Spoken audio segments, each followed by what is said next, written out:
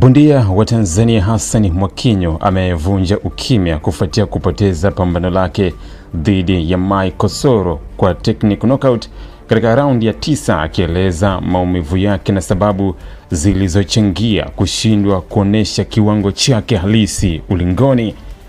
Kupitia ujumbe aliouchapisha kwenye ukurasa wake wa Instagram, Mwakinyo amewaomba radhi mashabiki wake pamoja na watu wote walioumizwa na matokeo hayo, akisisitiza kuwa hataki kutoa visingizio kuhusu kupoteza pambano hilo, bali ameamua kukubali matokeo kama sehemu ya mchezo wa ngumi.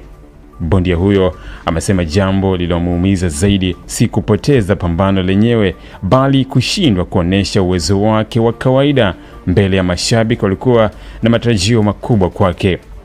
Kwa mujibu wa maelezo yake, hali ya udhaifu wa mwili aliyokuwa nayo kabla na wakati wa pambano ndio iliyomfanya ashindwe kupambana kwa kiwango ambacho wengi wamezoea kukiona kutoka kwake. Mwakinyo ameeleza kuwa pambano hilo lilikuwa gumu dhidi ya mpinzani mwenye uzoefu mkubwa, huku akisisitiza kwamba aliwekeza nguvu nyingi katika maandalizi ya pambano hilo kupitia mazoezi makali. Hata hivyo, amesema aliingia ulingoni akiwa dhaifu na mwepesi kupita kawaida, hali iliyopunguza uwezo wake wa kujihami na kutekeleza mbinu zake kama ilivyotarajiwa. Mwakinyo aliandika, "Napenda nitoe pole za maumivu kwa wote mlioumizwa na kutoelewa kilichotokea jana. Siyatetei matokeo ya kupoteza kwangu na siumii kwa sababu ndio mchezo. Kinachoniumiza zaidi ni mimi kuwa weak kiasi cha kushindwa kujitetea. Hata namna ya upiganaji wangu haikuwa ile mlioizoea," ameandika Mwakinyo kupitia ujumbe wake. Aidha, bondia huyo amesema licha ya changamoto hiyo, anaamini matokeo hayo ni sehemu ya safari ya michezo na hakuna budi kuyapokea, huku akiendelea kujifunza kutokana na kilichotokea. Kauli ya Mwakinyo imezua hisia tofauti miongoni mwa mashabiki wa ndondi, ambapo baadhi wamemtia moyo kurejea kwa nguvu zaidi, huku wengine wakitaka kujua zaidi kuhusu hali yake ya kiafya kabla ya pambano hilo.